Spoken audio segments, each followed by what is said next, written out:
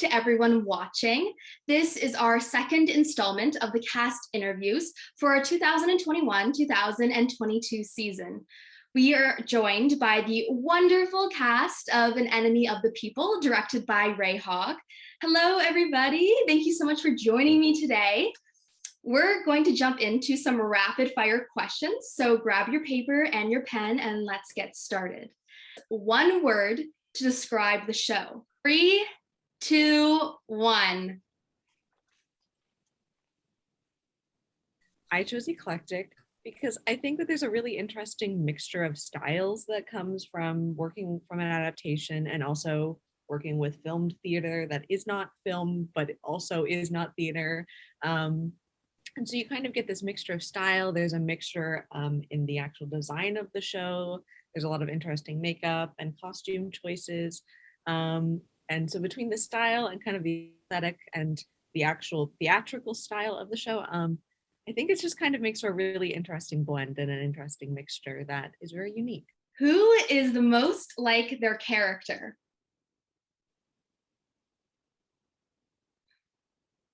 Three, 2, 1.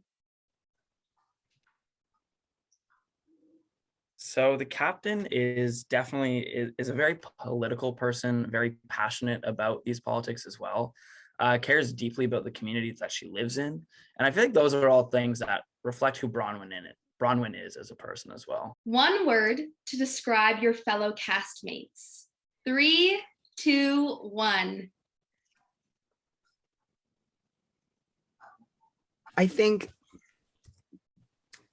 based on all of the things we've been through, having one entirely digital year and then coming into our fourth year and having the opportunity to be on stage, but still having to deal with so many like restrictions and things that we're super not used to as performers, it's been a challenge, and still it hasn't deterred a single one of us, and we have been working tirelessly and enthusiastically and fully enjoying ourselves and committing ourselves to what we're doing.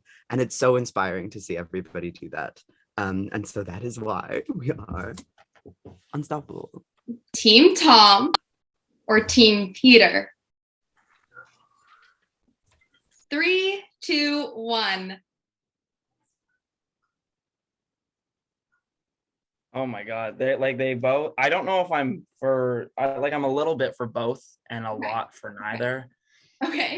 Because they both make excellent points about the way things are and whatnot, and about what needs to happen. And then they also both have a lot of good points about what can't happen. Ultimately, I think both of them are in situations that are fully out of their control, and they resort to some of the worst ways possible to deal with them. Who is your favorite character in the show? 3, 2, 1. Me, I love that. Campbell is a character who is both like incredibly charismatic, but also incredibly upfront and honest about his feelings. It's very easy to get caught up in his theatrics, but it's also like he's also entrenched in this sort of secret love affair, and there's just so much nuance behind the character, and the way that Nick brings him to life is just so interesting, because he is that guy you see on TV, the politician, but he's also so deep and nuanced, and it's just really interesting and really fun to watch. Tim Hortons or Starbucks? 3, 2, 1. I have to say personally that every day at rehearsal I get Starbucks, but I'm drinking Tim Hortons right now. And Anna would totally drink Starbucks, but Tim's, but Campbell brings her Starbucks. So it's a toss up. It's so complicated. It's such a struggle. You just got to see the show, I guess. If you had a chance to be on the turntables, what would you play? 3, 2, 1. Wow, these are some pretty great answers, guys. Mine is Vivaldi Four Seasons Summer. Not because I exclusively listen to classical music, but because I've decided that Peter does in fact exclusively listen to classical music. And that's Peter's favorite song. Okay. Oh. Yeah, and I picked Born This Way, the Lady Gaga version specifically, because it is something that we were working on in our dance class in our program. But also, Drea lives on the turntable, and I feel like Drea has so many opportunities to just improvise dance in the show. It would be nice if Drea had a structured dance with everybody to join along with. I feel like that'd be fun. So, what has been the most surprising thing you discovered over the course of this process?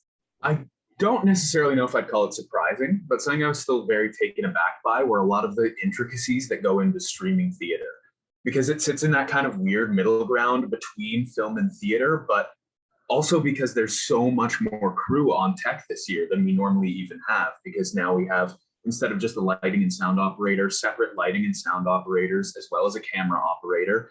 There's so much consideration going into the lighting and how the camera will transform it. It's all just really incredible how much the crew is trying both to give us the real theater experience to the best of their ability and to still keep things as visually amazing for the audience as they can. It's awesome to watch. Yeah, so this has been a bit of like, I guess, an ongoing discovery for me throughout. But from the moment we got our casting, something that I was asking myself is, how do I come to this role that is like so fundamentally different? Like, this character is so fundamentally different from myself. Her beliefs are quite different from me. In the adaptation that we're working with, the role was like kind of written for like a 40-year-old white man. So my question coming to it was like, how do I bring my own like identities to that, and how do I find empathy for this character? And it's been a really interesting journey for me of discovering how much, you know, the kind of simultaneous marginalization and privilege that exists within this character when I come to it as a woman of color, like how much that actually feeds a lot of her motivations and why she acts the way that she does. And it's been really surprising figuring out like how to have empathy for someone who is so politically different from me and has, you know, this like ignorance to her in certain aspects. And yeah, it's just been a really cool process of stepping outside of myself and having that empathy and taking perspectives. What has it been like working on a 21st century adaptation of an Ibsen play? It's been difficult, I think. Realism is kind of a beast in its own right. And so like in one way, I'm super thankful that we're doing a play that's rooted in contemporariness and we're not stuck somewhere in 19th century Norway with Ibsen himself, you know. But as theater makers, we do so much work in these classical projects, in classical work, especially after third year and our classical projects happened. So we really work these like classical styles to the bone. And it's really refreshing to be able to look at something that is modern and contemporary. And it's not to say, obviously, that older works can't be relevant and important, but it's really exciting to be working on something that is current and feels relevant to us as human beings as we are now in 2021. Yeah. Yeah, and just to build off of what Oliver is saying, talking about like making old works relevant to today it's very interesting to watch how that process comes to be, and like how we take an Ibsen work, which is set in like 19th century Norway, and make it relevant to Canada and its current political climate, and take COVID era and like talking about pandemics and governments and small town communities, and being able to translate that into a way that's relevant for our own uses, I think makes a case for why older work should be used and adapted over and over again, and to translate those themes and show how ever present they are throughout. And I think play has been very illuminating of that fact. What has your character taught you over the course of this rehearsal process? Hey, so Drea was not originally Drea. So initially in this adaptation, Angel's character Sandy and my character Drea were actually one character named Sandra. And Sandra works for Emma. However, through the course of the rehearsal process, we worked together to, diversify two characters within the text and just split the lines up and make two distinct individuals. So it was really interesting because, I mean, in the first place, kind of my favorite bit about theater stuff is just collaboration. So it was interesting to work on that, like, independent collecting of material, coalescing of material, bringing something complete almost to the table and offering big ideas, and just seeing if it sticks on a wall. And then, putting that into the final copy of the script and seeing how characters play off of each other after you have submitted something substantial. Yeah, for me, I feel like working on Kirk's taught me a lot of things, because for the most part, he plays more of a sort of a passive supportive role and only choosing to act when he feels like it's important or when there's sort of a breaking point. Through this, I've learned a lot about like the importance of standing to the side and letting other people with more experience, i.e. Tom and Peter, hash out like the important events and important problems and whatnot. The characters also taught me a lot about like the importance of not keeping secrets in relationships. Sorry, Tom. And about committing, and about the dangers of committing to something long term without a full understanding of what you're getting into and without a full foundation of trust in the people you're committing with. What would you like the audience members to know before watching this adaptation? This is Ibsen like you have never seen before, as we've kind of mentioned. We're working with an adaptation, obviously, and there's a really interesting blending of styles. It's filmed, it's online, it's in a pandemic kind of world.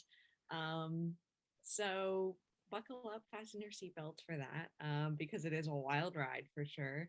And also just to know the joy that I think we've had in being able to work together in the space, in the theater, and the excitement around that, and just kind of all being able to be back to some semblance of what normal theater is. I also would like the audience to know that, Canada, or what we call Canada, is a really big place with a lot of really complicated experiences that we are representing here. And ultimately, from a character perspective, we are representing people that are making choices that are hard. And we're confronted with choices that are difficult. And we're all just plain Canadians in Canada that ultimately have to make decisions that are challenging. And yes, it's a play about politics, and yes, it's a play about the media, but it's also a play about family. And it's also a play about people that just have to make decisions in their lives over the course of like a 3-day period. And yeah, I just would like to remind the audience that it's Canada, and we're just playing a couple people from like the Maritimes. But we, like Amelia said, we had fun on this. I'm so glad. Thank you all so much for your wonderful answers. So that wraps up our cast interview. Thank you all so much for chatting with me today. We cannot wait to see An Enemy of the People, which opens this week. Make sure to catch An Enemy of the People, directed by Ray Hogg, from November 18th to 28th. Live stream from Erindale Studio Theatre. You can get a link to get tickets in the description below.